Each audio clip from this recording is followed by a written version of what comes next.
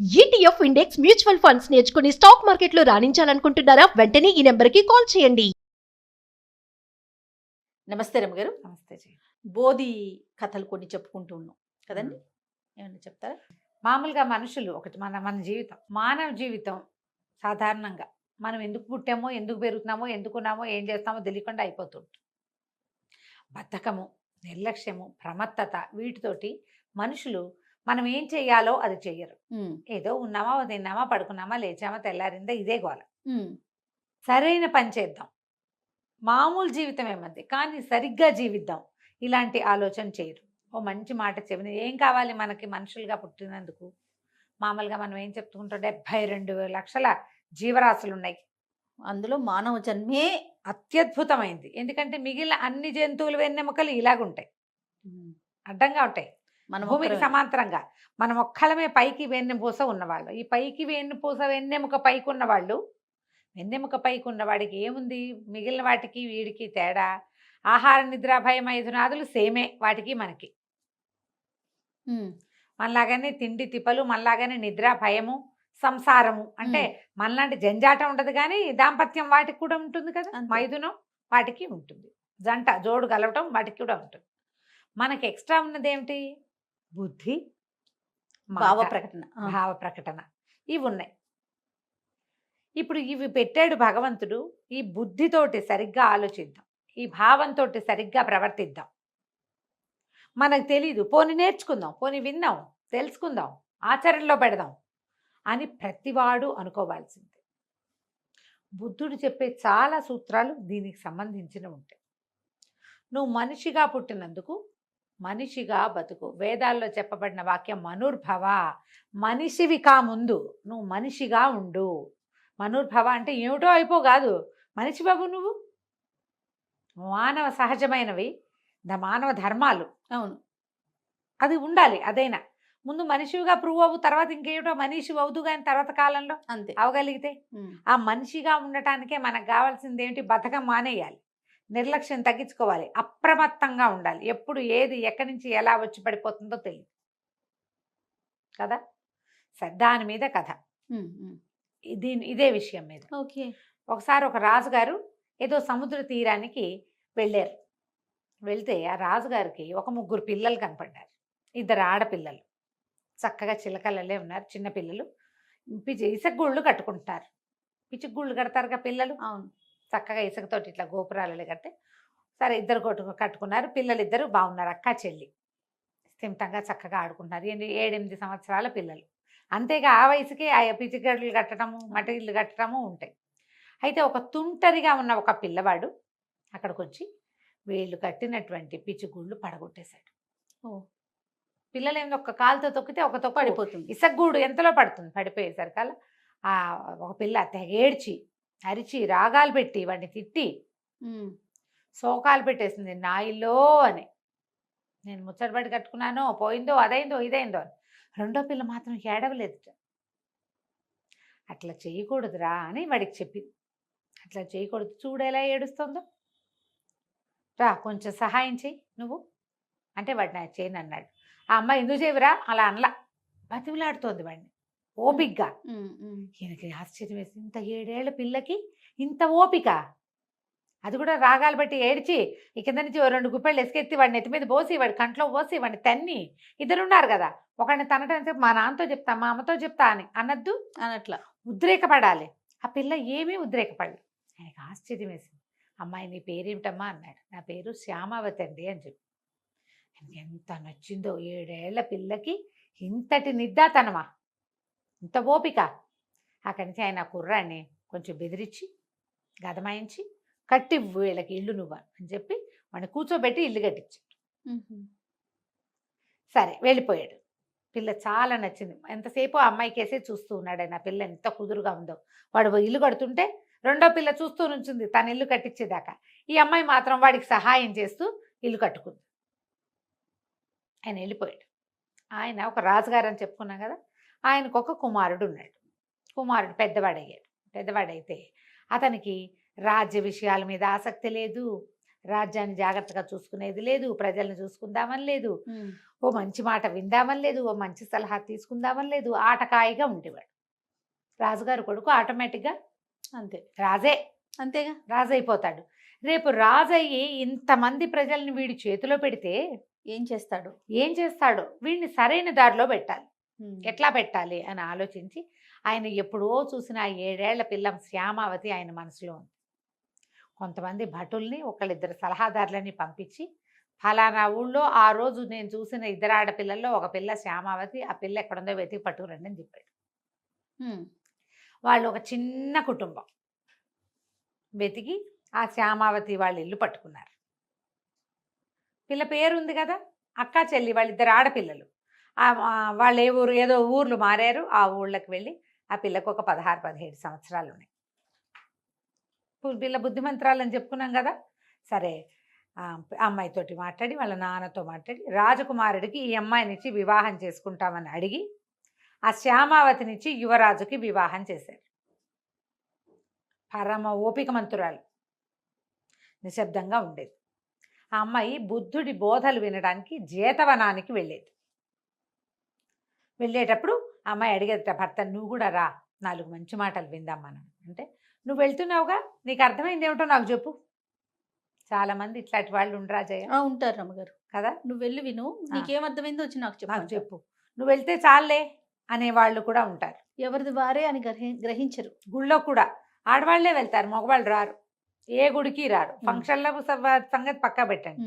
ఫంక్షన్లకి సోషల్గా నువ్వు వెళ్తావో వెళ్ళవో నీ ఇష్టం. కానీ వాడు అనకూడదేమో కానీ రమ్మగారు, దిక్కుమాలిన సినిమాల్లో మగపిల్లలు బయట నుంచోట అదొక ఫ్యాషన్. అమ్మాయిలు గుళ్ళోకి వెళ్తాం, అమ్మ నువ్వు వెళ్ళమ్మా అంటాం. అదే అమ్మాయి ఉందంటే వీళ్ళు వెళ్ళేలాగా చూపించడం, అదొకటి మనం ఆడపిల్లల కోసమే గుళ్ళోకి వెళ్తారా దరిద్రంగా. అదే కదా రమ్మగారు మనం చూస్తున్నాం. ప్రతి సినిమాలోనూ అదే కనపడుతుంది. గుళ్ళోనే అమ్మాయిలను చూసి ప్రేమించడం. నాకు భలే మంట చేయ అలాంటివి చూస్తే, చంపేద్దాం అనిపిస్తుంది తెలుసా. నిజంగా వైలెంట్ గా ఆలోచిస్తున్నారు. వైలెంట్ గానే అనిపిస్తుంది. ఓరి నీ దేవాలయం ఎందుకురా నాయన, ఎవరో ఒకళ్ళని చూస్తూ ఉండాలి, మార్చేస్తే ఎట్లా. అవును, అసలు ఎంతసేపు ఎవరేం చేస్తున్నారో చూడ్డానికే. గుళ్ళు అందుగా మనకు ఉన్నది. నువ్వు సమస్తము మర్చిపోయి కాస్మిక్ ఎనర్జీలో లీనమవ్వడానికి వస్తావు. నువ్వు అందులోకి వెళ్ళటానికి, డివైన్ ఎనర్జీలోకి ప్రవేశిస్తూ ఈ రకమైన పిచ్చి ఆలోచనలు చేస్తే ఎట్లా. పోనీ గుడి బయట కాదు, సన్నిధిలోనే అయ్యవారు అక్కడ ఉంటాడు, ఆయన పూజ చేస్తుంటాడు, అమ్మాయి అబ్బాయి ఇక్కడ నుంచుంటారు, చూపులు అటు ఇటు ట్రాన్స్ఫర్మేషన్ చేసుకోవడం, పెళ్లిళ్ళు చేసేసుకుంటూ ఉంటాం. దిక్కుమాలిన సినిమాలు, దౌర్భాగ్యపు సినిమాలు. అనవసరంగా గుర్తు చేసావు నాకు.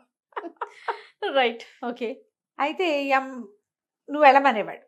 ఈ అమ్మాయి శ్యామావతి దేవాలయాలకి వెళ్ళి, అది మన ఆయన పేరేంటి, బుద్ధుడికి బోధలు వినడానికి జేతవనానికి వెళ్ళేది. వెళ్ళినప్పుడు ఒకసారి చెప్పిందట, ఏమని, ఇలా నా భర్త రానంటాడు, ఇతని నేను ఎట్లా చెప్పాలి, నాకు అర్థమైంది చెప్పమంటున్నాడంటే. అప్పుడు ఆయన ఏం చెప్పాడంటే, ఒక వాక్యాలు చెప్పాడంటే, మానవుడు ప్రతివాడికి ముసల్తనము, వ్యాధి, విపత్తు, మరణము, ఈ 4 నుంచి ఎవ్వరూ తప్పించుకోలేరు. ఎవరైనా తప్పించుకోగలరామ్మా? కోటీశ్వర్లు. ఏంటమ్మ గారు? ముసలితనం, వ్యాధి, విపత్తు. విపత్తు సడన్ గా ఏదైనా జరగకూడదా జయ? ఏదైనా. మొన్న ఒకళ్ళ ఇంట్లో మాకు తెలిసిన వాళ్ళు అహ్మదాబాద్ అటువైపు ఉంటారు, మా అక్కయ్య ఫ్రెండ్స్. ఇన్వర్టర్ షాక్ కొట్టి చనిపోయారు జయ. ఆయన ఇన్వర్టర్ షాక్ కొట్టింది. అదే కదా విపత్తు.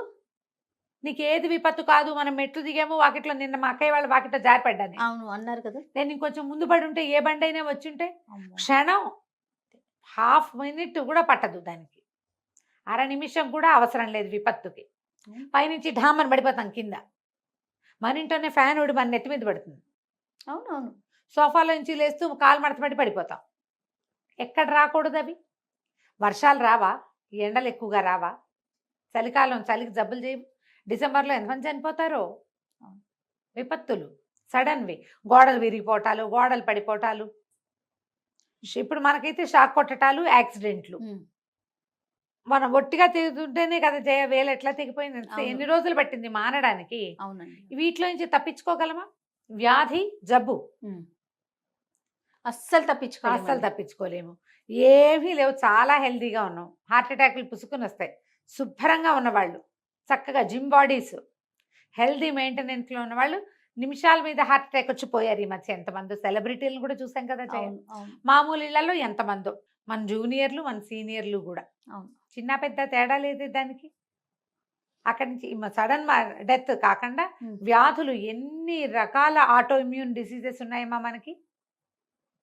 పైగా ఈ కాలంలో షుగర్ సహజమైనది, అందరికీ డయాబెటీస్, అందరికీ బీపీ, అందరికీ స్పాండ్లైటిస్, అందరికీ థైరాయిడ్, కిడ్నీలు ఫెయిల్ అయిపోవటం, లంగ్స్ ఫెయిల్ అయిపోవటం, ఇక క్యాన్సర్లు అంటావా ఎన్ని పేర్లో వాటికి, ఒక్కొక్క దానికి ఒక్కొక్కటి.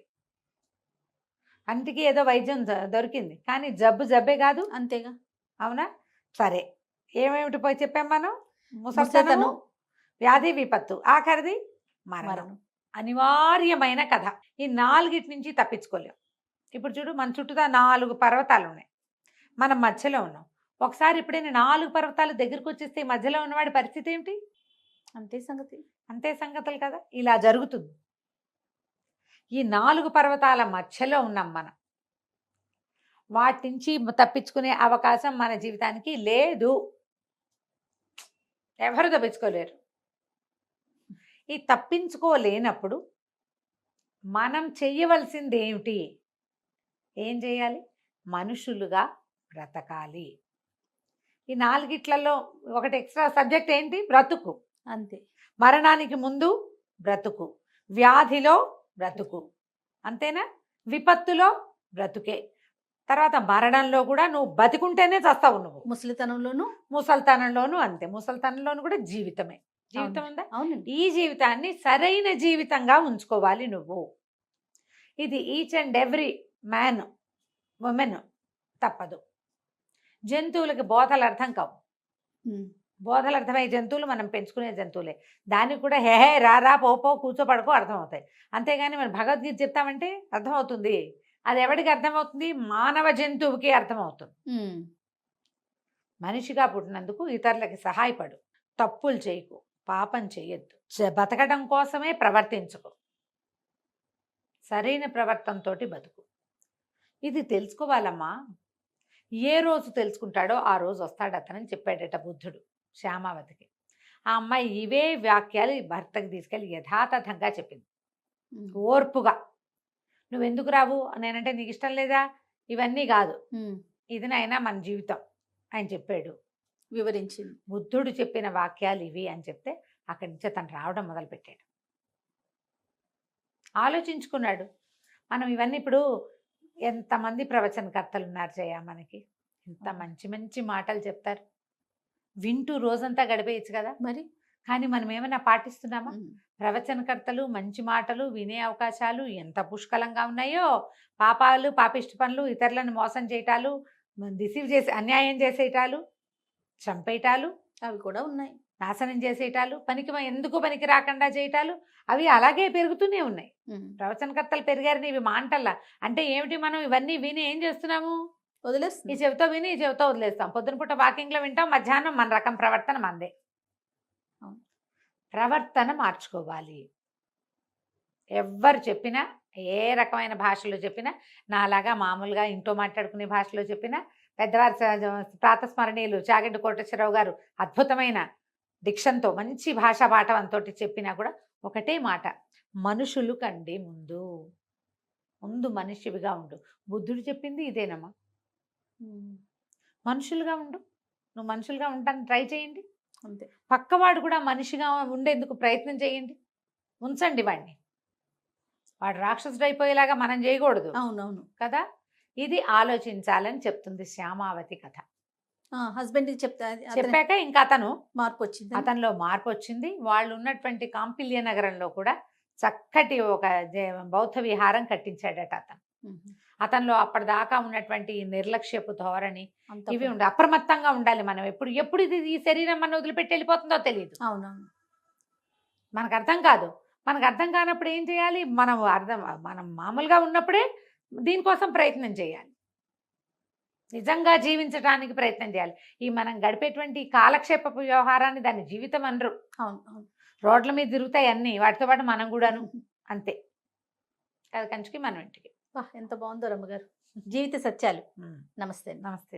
సుమన్ టీవీలో మీ పర్సనల్ అండ్ బిజినెస్ ప్రమోషన్స్ కోసం కింది నెంబర్కి కాంటాక్ట్ చేయండి.